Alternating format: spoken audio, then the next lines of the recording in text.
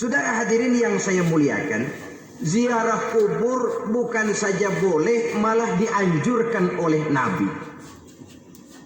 Tetapi ziarah kubur yang dianjurkan oleh Nabi itu dengan tujuan pertama, agar orang ingat kepada mati. Kafa bil mauti wa'izah, kata Nabi.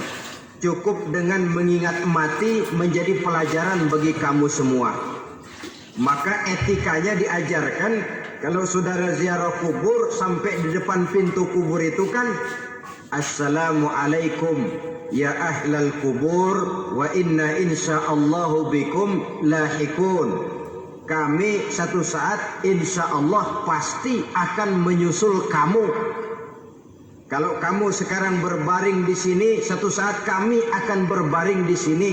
Ziarah kubur mengingatkan orang kepada mati. Orang yang ingat kepada mati, gaya hidupnya lain dengan orang yang tidak ingat mati.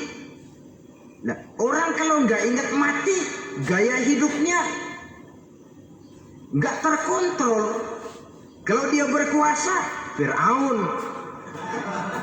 Itu nggak ingat mati. Kalau dia kaya, Korun. Sudah gambarannya nggak merupakan gambaran-gambaran yang baik. Orang yang ingat mati, dia berkuasa, dia berlaku adil. Satu saat saya akan mati dan ini akan dimintakan pertanggungan jawab. Orang kaya ingat mati, dia akan jadi pemurah. Kenapa? Kalau saya diberikan ilmu, pertanyaan akhirat cuma satu, ilmumu kau amalkan untuk apa? Kalau saya diberikan umur panjang, pertanyaan akhirat cuma satu, umurmu kau habiskan di mana? Tapi jikalau saya diberikan harta, pertanyaan akhirat ada dua. Hartamu kau dapat dari mana, kau belanjakan kemana? Depannya ditanya, belakangnya ditanya. Dapat dari mana, dibelanjain kemana? Sebab dua-duanya berkaitan dengan kegiatan. Kadang-kadang dapatnya dari jalan yang baik, tapi keluarnya ke tempat yang tidak baik, itu pun tidak betul. Atau dapatnya dari yang tidak baik, tapi dibelanjakan untuk yang baik, itu pun tidak bisa diterima. Oleh karenanya, dengan mengingat mati, gaya hidup seseorang jadi terkontrol karenanya. Yang kedua, dianjurkan kita untuk berziarah kubur itu mendoakan orang-orang yang sudah meninggal.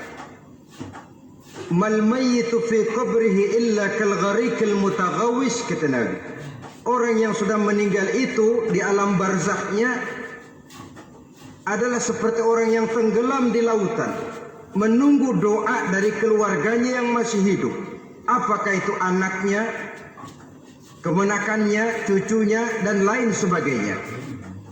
Adapun yang kalau kita ziarahi itu kuburnya orang-orang yang kita tahu merupakan orang soleh, orang yang berjiwa bersih, yang kita kenal ketakwaannya kepada Allah Subhanahu wa Ta'ala, tidak ada salahnya kita bertabarruk, asal jangan dengan satu keyakinan bahwa dia secara mandiri bisa mendoakan kita. Dia hanya bisa melakukan itu hanya dengan izin Allah. Nah, umumnya orang kalau sudah ziarah ke kubur-kubur keramat itu, Allahnya kelupaan. Itu yang dikhawatirkan merusak dan mengganggu akidah. Sehingga di awal-awal perkembangan Islam, Nabi pernah melarang orang ziarah kubur itu. Ini bisa kita simak dari hadis, kuntu nahaitukum an ziyaratil qabri fazuruha. Dahulu aku pernah melarang kamu untuk ziarah kubur. Adapun sekarang kalau mau ziarah, ziarahlah kamu.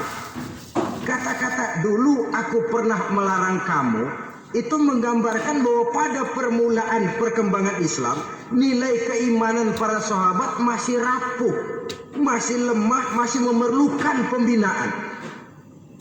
Sehingga kalau mereka sering ke kubur, dikhawatirkan mereka minta kepada kubur. Nah, tetapi tatkala nilai keimanannya sudah mapan, sudah kuat, kata Rasul, fazuruha. Adapun sekarang kalau mau pergi berziarah, ziarahlah kamu. Saudara hadirin yang saya muliakan, jadi jangan melupakan Allah. Saya bisa saja berkata, kalau saya misalnya pakai cincin, lalu saya bilang, Saya sejak pakai cincin ini, jangan anak gadis, nenek-nenek ngelihat saya lemes. Atau sejak pakai cincin ini, dagangan laris bener. Cincin itu yang menggelincirkan akidah. Untuk tidak tergelincir, orang harus tidak melupakan Allah. Dia bisa berkata, alhamdulillah, Allah memberikan keistimewaan kepada batu cincin saya. Batu cincinnya tidak apa-apa, Allah yang memberikan keistimewaan. Ini dalam bentuk yang langsung, dalam bentuk yang tidak langsung kita bisa lihat misalnya, kalau petani ditanya, ini bisa panen besar ini rahasianya apa? Pak, oh pupuk urea, pupuk urea. Nah, Allah nomor 16. Seorang petani yang baik keimanannya, dia akan berkata, kami bisa panen besar karena izin Allah. Lah kalau pupuknya mah pakai pupuk urea, izin Allahnya dulu, baru kemudian pupuknya nyusul. Jadi sebenarnya bukan cuma pergi ke dukun yang bisa merusak keimanan, pergi ke dokter juga bisa loh merusak keimanan. Kalau berkeyakinan bahwa dokter itulah yang memberikan sembuh, kenapa akidah saudara tidak tergelincir? Dokter hanya memberikan obat dan resep, sembuh itu datangnya dari Allah. Ini yang diungkapkan lewat lisan Nabi Ibrahim alaihi salam, wa idza maridtu fahuwa yashfini. Apabila aku sakit, dialah Allah yang memberikan sembuh. Jangan juga menyalahartikan ayat ini. Ada ayat begini sakit terus nekat. Udah nggak usah berobat dah, memang penyakit dari Tuhan. Ntar waktunya baik ya baik ya. Udah ampek terus dah. Orang yang berobat saja belum tentu sembuh, apalagi yang tidak berobat. Sama juga orang nggak sembahyang kita ajakin ngotot, lu juga yang sembahyang belum tentu masuk surga katanya. Lah yang sembahyang belum tentu masuk surga, bagaimana cengoran lu yang nggak sembahyang?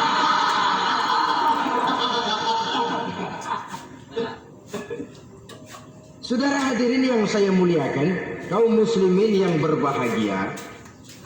Jadi dengan demikian, maka jangan menghilangkan Allah. Kita, ajaran pokok dalam Islam adalah ajaran tentang tauhid. Nah, tauhid ini menyangkut mengesahkan Allah, baik di dalam zatnya, baik di dalam sifatnya, baik di dalam perbuatannya, baik di dalam beribadah kepadanya. Tauhid dalam ibadah itu ada. Tauhid dalam zat artinya zat Allah itu tidak tersusun, tidak terdiri dari bagian-bagian yang bisa dipecah-pecah. Ya seperti kita ini kan ada kepala, ada kaki, ada tangan. Allah tidak tersusun zatnya dari bagian-bagian. Esa zatnya tidak bisa dibagi-bagi.